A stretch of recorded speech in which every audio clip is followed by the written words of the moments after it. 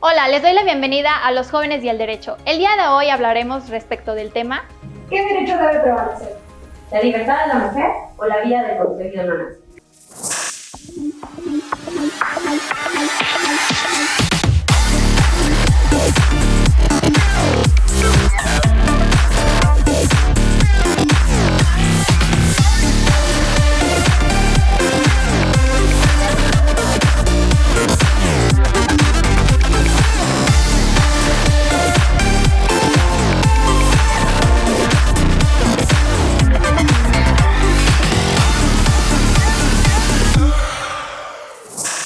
Buenas tardes, amigos y barristas, sean todas y todos bienvenidos a una nueva edición de nuestro programa Los Jóvenes y el Derecho, un espacio en donde debatiremos temas de trascendencia y coyuntura jurídica, cuyas posturas a favor y en contra serán debatidas, desarrolladas y confrontadas por brillantes jóvenes abogadas y abogados.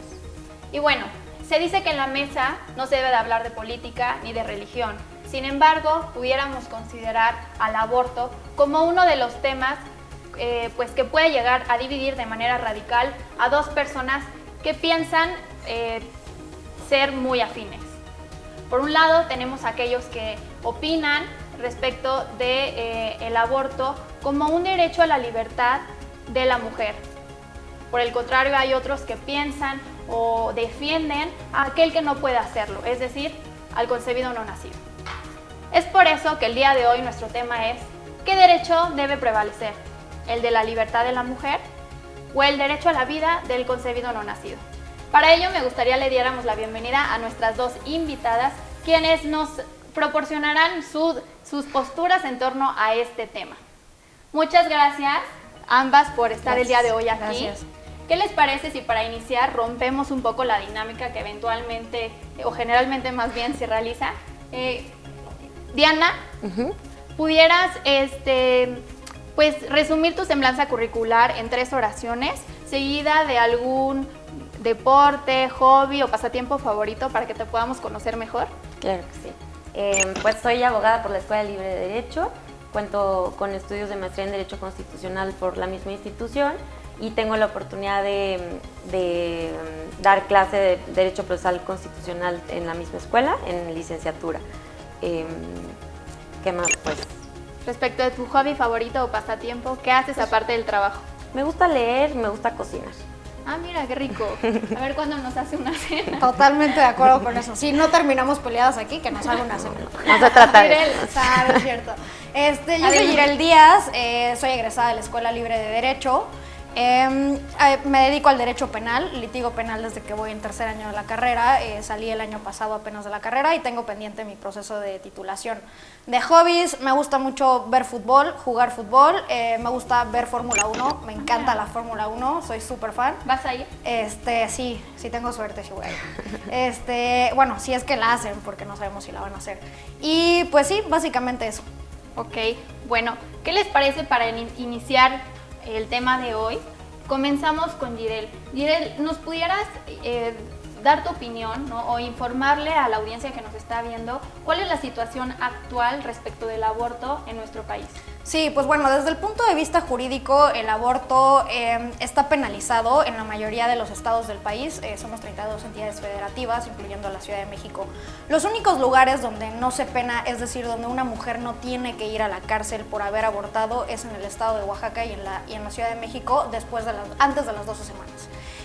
Por lo que hace al resto del país, en todos los códigos penales del país, la violación, por ejemplo, debería de ser es una causa de exclusión de responsabilidad del delito y permite que las mujeres que asistan a algún centro de salud reciban la atención médica para poder practicarse el aborto. Esto es un derecho y también está regulado por normas oficiales mexicanas. Me parece importante decirlo, que el Estado ha reconocido como un derecho que ante esta situación, estés en donde estés, tienen que darte el servicio. Por otro lado, me parece importante hablar de los estados que admiten la realización culposa de este delito, que son prácticamente la mayoría. Únicamente 2 estados no lo penan si no es voluntad de la mujer el resultado, que es el aborto como tal.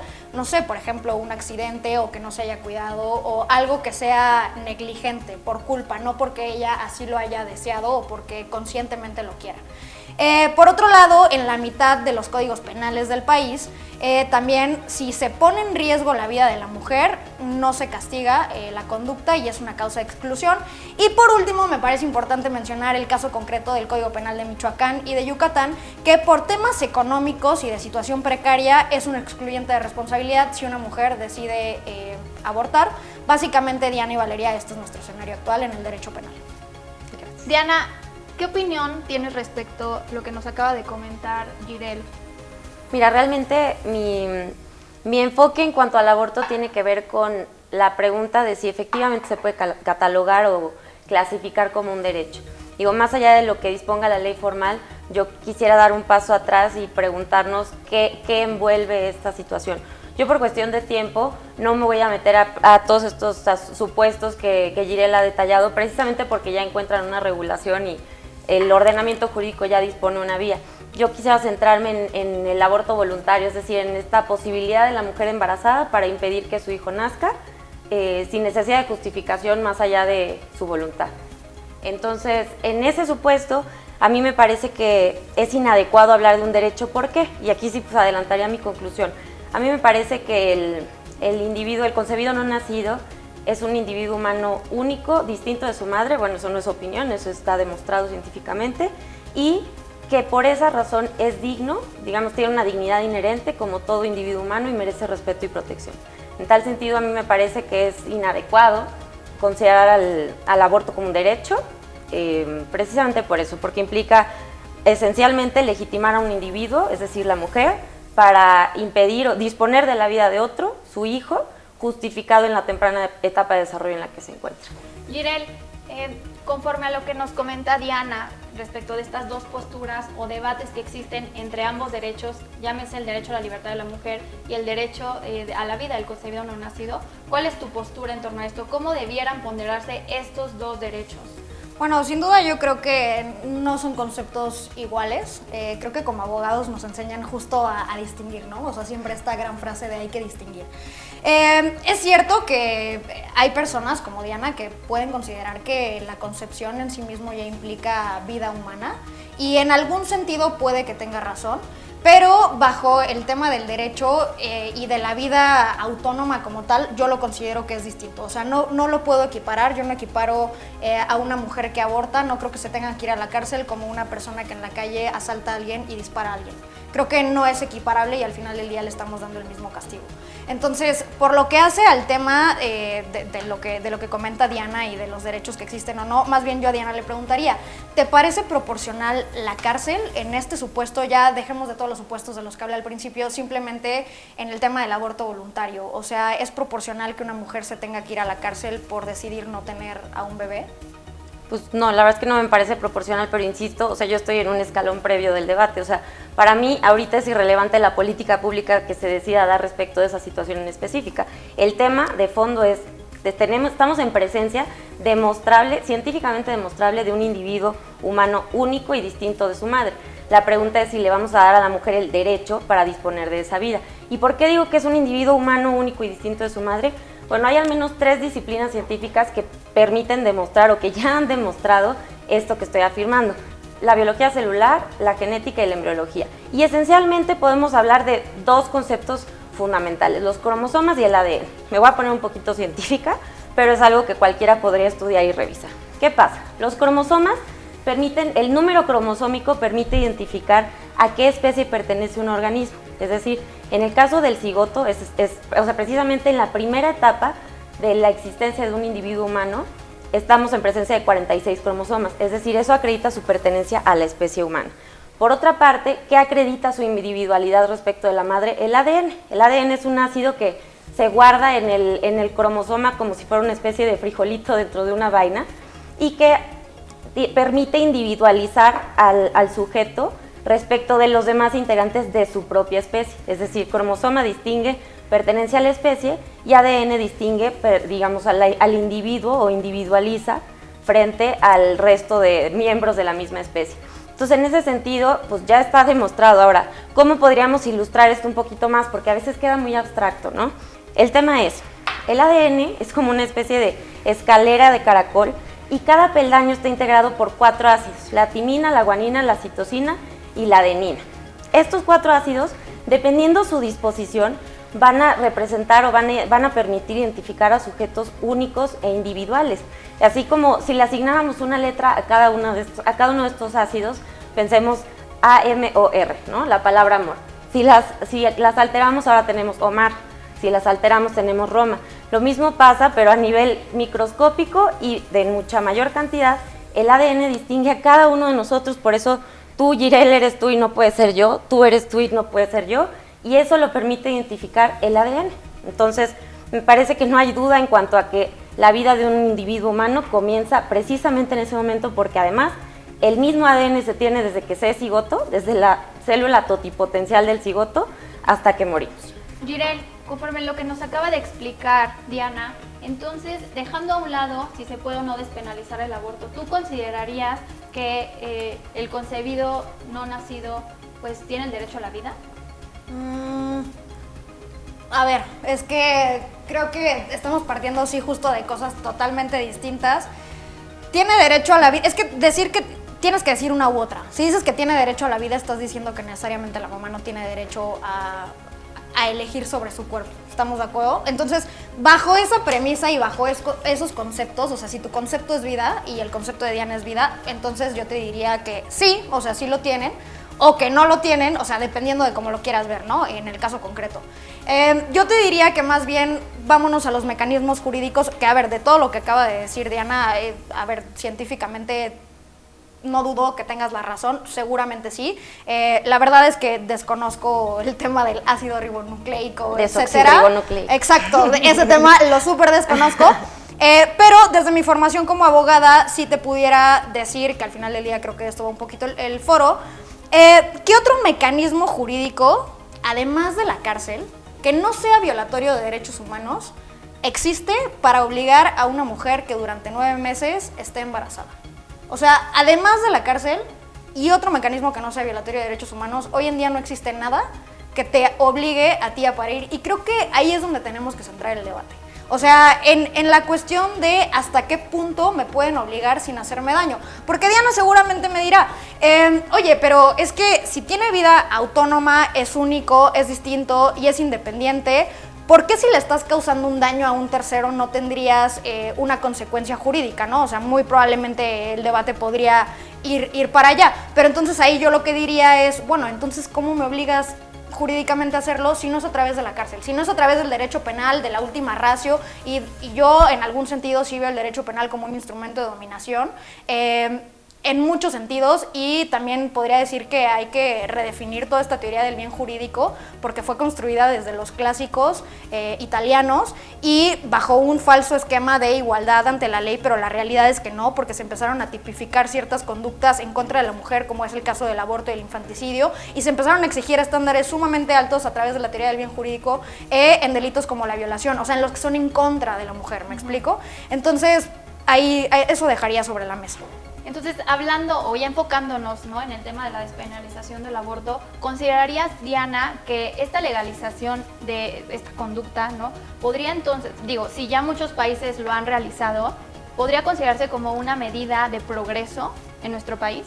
Yo considero que no, y mira, o sea, primero respondo la pregunta que hacía, ¿hay otra vía más allá de la cárcel? Pues, por ejemplo, si no me equivoco, es el Código Penal de Veracruz, dispone que la sanción a la mujer no será la cárcel en caso de un aborto voluntario.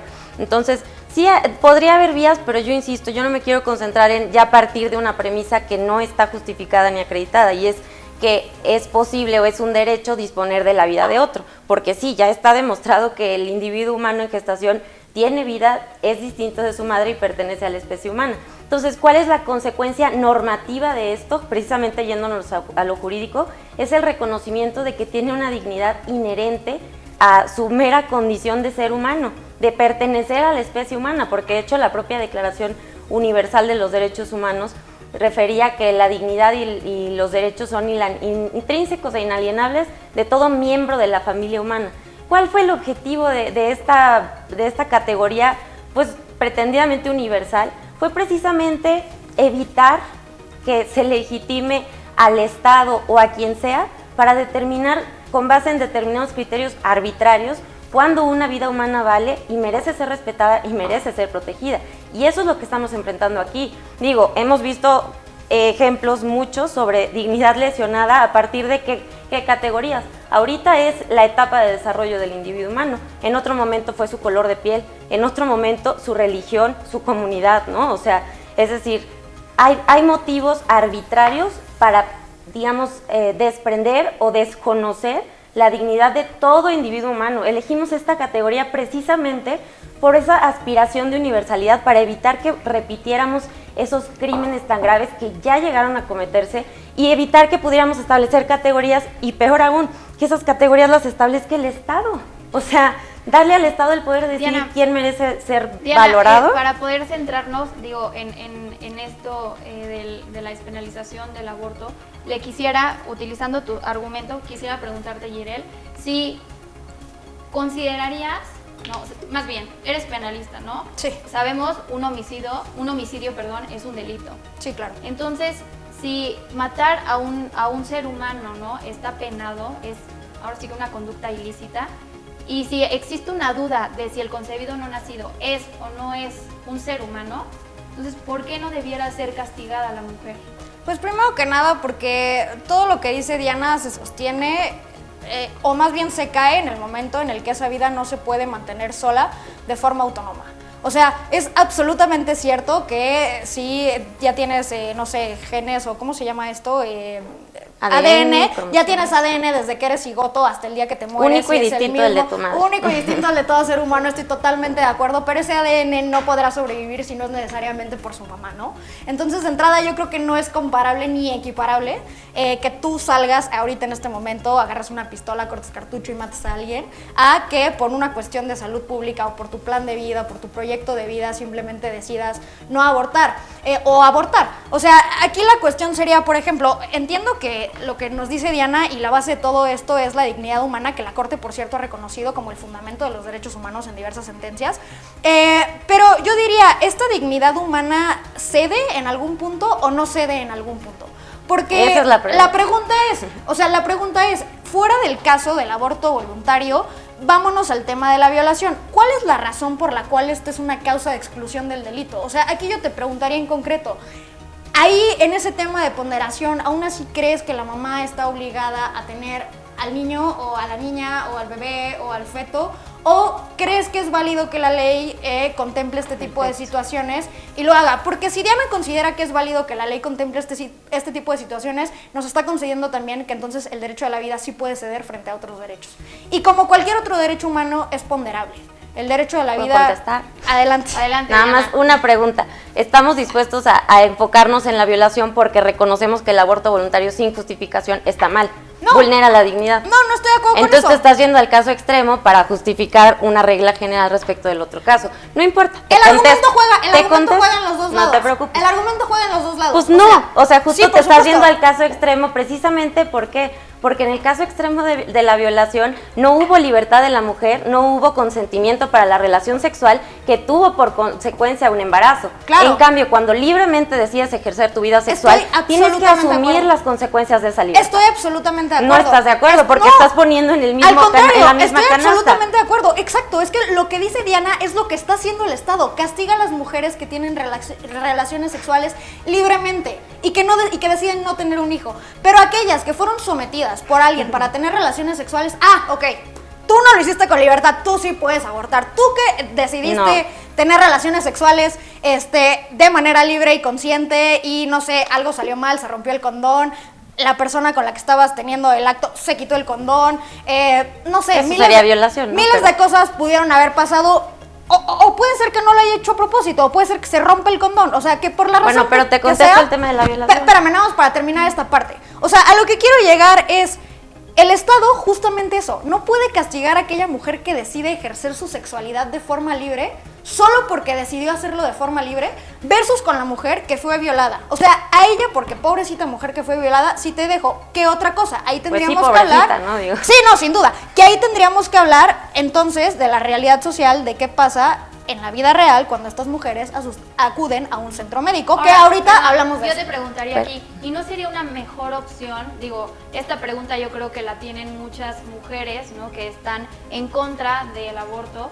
¿No es una mejor opción dar en adopción, perdón la redundancia, pues el concebido no nacido? Si no es tu deseo. Ay, pero yo no he contestado. No es tu deseo. No, ahorita no. ¿Qué pasó? Vamos a dejar dos temas aquí en la mesa. Uno es salud pública y el otro tema es el de la adopción. Que ya lo contesté. Ahorita si quieres ya para que desarrolles. Digo, por el tu- tema de la violación, toda o sea, la contestación. porque desde luego también le he dado una profunda reflexión al tema y yo no creo que podría reducirse a, oye, es que castigas a la que libremente ejerció su sexualidad. No, castigas a la que sin asumir la responsabilidad de cómo ejerció su sexualidad, decide que está en aptitud de impedir que su hijo nazca porque no le es cómodo o por la razón que quieras o sin razón, porque no se le exige razón. Ahora, ¿qué pasa en el caso de la violación y los otros supuestos de exclusión? A mí me parece que el Estado reconoce que está frente a un dilema, precisamente un dilema en el cual no podría imponerle a una mujer que contra su libertad se ubique en esa situación para acabar con la vida de su hijo o para tenerlo. Lamentablemente el Estado dice, ¿sabes qué? No te voy a sancionar, pero es importante destacar que es no punible, pero sí se le califica como una conducta típica antijurídica. Es decir, sí es un delito el aborto en ese supuesto. Sin embargo, el Estado reconoce que no está en posibilidad de exigirle a la mujer ser heroína y salvar al niño. Sin embargo, dice, bueno, la decisión que tú tomes no va a tener sanción. Ahora, ¿es posible que una mujer decida, a pesar de una violación, tener a su hijo? Sí, es posible y pasa en muchas ocasiones, hay múltiples testimonios de esto. Entonces, a mí me parece que el Estado reconoce que estamos frente a un dilema. ¿Y cuál es la naturaleza de un dilema? Que no hay una respuesta correcta, que eventualmente es un mal menor respecto de otro. Y eventualmente el Estado dice, yo mujer no te voy a decir cuál es la respuesta correcta, lo dejo en tus manos, pero reconoceré que estás anulando la vida de alguien y por eso sigue siendo un delito. Sin embargo, no te voy a sancionar por esa decisión. Ahora sí. Ahora sí, Yo no estoy de acuerdo con eso, pero bueno. adelante. No, a ver, básicamente no estoy de acuerdo porque el Estado bajo ninguna circunstancia debería de meterse y decirte en esta ocasión sí te dejo que lo hagas y en esta ocasión no te dejo que lo hagas. Simplemente me parece un extremo utilizar el derecho penal para esta cuestión. Pues si hay un individuo humano digno ahí, sí. No, pero ese es el punto. individuo humano único, irrepetible, digno, lo que sea, no se sostiene por sí mismo, no puede tener vida de forma Pero estás autónoma. confundiendo individualidad con independencia, porque Claro, un recién claro. nacido tampoco es autónomo, también No, depende de su madre. Estoy de acuerdo O sea, y estoy completamente de acuerdo y por eso también se tipifica el infanticidio y hay formas de realización que castigan que si no lo cuidas y si te muere, comisión por omisión, etcétera. Estoy totalmente de acuerdo con eso. Pero regresando justamente, o sea, al tema del aborto como tal, yo creo que es un exceso que el Estado se meta en esto y que te castigue con algo como sería la cárcel, digo con la excepción del Código Penal de Veracruz, que ya vimos que no te da cárcel, quién sabe qué otra sanción te dará, lo desconozco. Pero bueno, ¿por qué no hablamos un poquito del tema de salud pública? O sea, al final del día, el hecho de que hoy en día, y perdón, esto sí se torna un poco clasista, puede sonar así, y espero que la audiencia no lo tome de esta forma, pero a ver, solamente hay 2 lugares en este país donde tú puedes abortar de forma segura y gratuita. Sí, lo haces de manera voluntaria. Uno de ellos es la Ciudad de México y el otro lugar es Oaxaca. De ahí en fuera, la realidad social, no la tuya, Diana, no la mía y no la tuya, porque considero que habría que... no sabemos, ¿verdad? No conocemos nuestras respectivas pero por el realidades, simple pero hecho de está estar bien aquí, asumir. tendríamos que reconocer tantito que tenemos tantitos privilegios versus las personas que no están aquí, ¿no? Entonces, si partimos de esa base, o sea, de que la realidad social de millones de mujeres de este país es justo que no pueden acceder de forma segura al aborto, recurren a un gancho. O sea, esa es la realidad. Recurren a desangrarse en el cuarto de su casa, recurren a desangrarse en un baño público, o sea, imagínense hasta dónde es esto que alguien prefiere poner en riesgo su vida que ser madre. Y ahora, con esto que nos estás comentando, ¿no considerarías entonces que la despenalización del aborto puede ser una medida mucho más económica para el Estado en vez de realizar políticas públicas en favor de estas mujeres, políticas, llámese de tratamiento, por ejemplo, y apoyo durante el embarazo de estas mujeres? ¿Sabes algo? Yo considero que la despenalización del aborto es solamente una pieza de todo lo que hay que hacer. O sea, despenalizar el aborto es solamente una partecita. Hay que hacer muchísimas cosas. Este tema hoy en día tenemos esta realidad Porque no hay suficiente información reproductiva. Creo que tendríamos que empezar por un tema de información reproductiva que le llegue a todos. Insisto, o sea, no es nuestro caso, que probablemente sí recibimos educación sexual en la escuela, pero hay muchas mujeres que no tienen esa suerte y que no tienen esa fortuna. Entonces, debe de haber información accesible para todos. Debe de haber acceso a, ¿cómo se llama? Condones, pastillas, etcétera, cualquier método anticonceptivo. Tiene que haber acceso a eso para todas las mujeres, y el despenalizarlo es simplemente una pequeña parte de todo lo que el Estado tiene que hacer para atacar un problema de salud pública. El punto aquí es que esto sea accesible para todos y que la vida de una mujer no se pierda. Perdemos de vista que hoy en día es muy normal que todos los bebés nazcan, pero hasta hace 100 años... De hecho, no. No, hasta hace 100 años eso no era tan normal. Revisa las cifras de Planned Parenthood en Estados Unidos. No es tan normal, es más es muy normal más bien que no nazcan, que se les impidan hacer mediante el aborto. No, pero yo hablo, perdóname, me expresé mal. Hablo del riesgo del parto, o sea, el riesgo médico que implica el parto. Claro, se ha reducido. O sea, se ha reducido exponencialmente si lo comparas con los últimos 100 años de cuál es el riesgo que el parto te da. Y yo lo veo ambas cosas como un procedimiento médico. O sea, como mujer, si estás embarazada y tienes derecho a acceder a un servicio de salud porque estás embarazada y vas a parir, ¿por qué no tienes el derecho a un procedimiento médico diverso porque no quieres tener a un hijo? Ahora, hablemos del tema de la causal de excluyente de responsabilidad de la violación y de qué es lo que pasa en la realidad social. En el año 2000, solamente por poner un ejemplo de una sentencia de la Corte Interamericana de Derechos Humanos, en Baja California hubo una mujer que había sido violada y que quiso evidentemente abortar.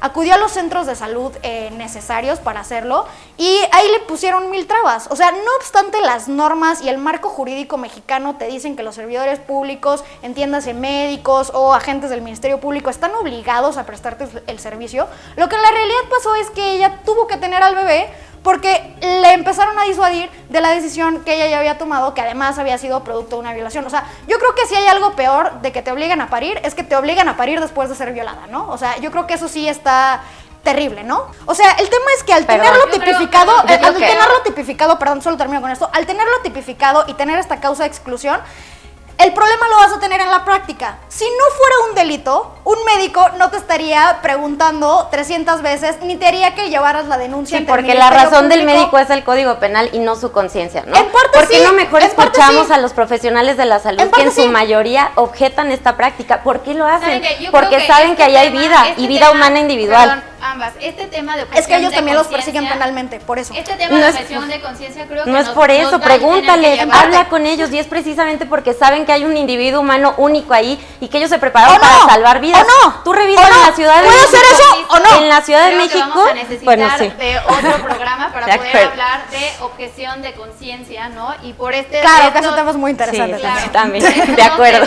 Que, casi no nos apasiona. Ya lo hemos visto, son interminables, ¿no? Sí, de acuerdo. Muchísimas gracias a ambas. Una última conclusión, Diana, del tema, por favor. Claro. Realmente a mí me interesaría únicamente decir que me parece que es muy importante esta labor de abrir diálogos sobre estos temas. Al final de cuentas, contrario a lo que muchos han querido hacer creer, no es un debate cerrado.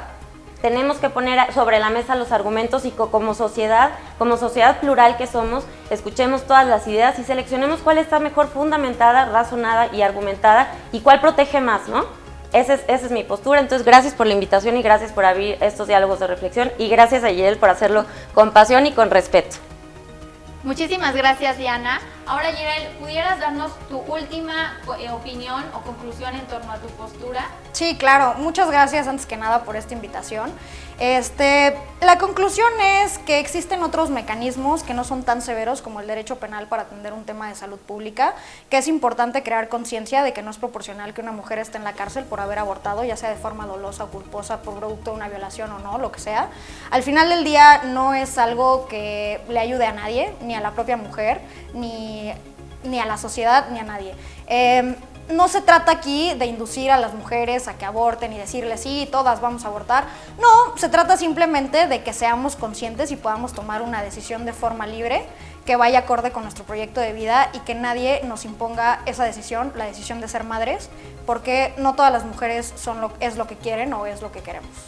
Y bueno, muchísimas gracias a nuestras dos invitadas. Sin duda hemos visto dos posturas muy distintas y que nos tendríamos que llevar otros programas para poder pues llegar a algún consenso, que creo que no lo realizaremos, pues porque este es un debate es un tema muy polémico, quedando en la mesa varias interrogantes. En primera, si el homicidio es un crimen, ¿por qué no considerar al aborto como algo similar?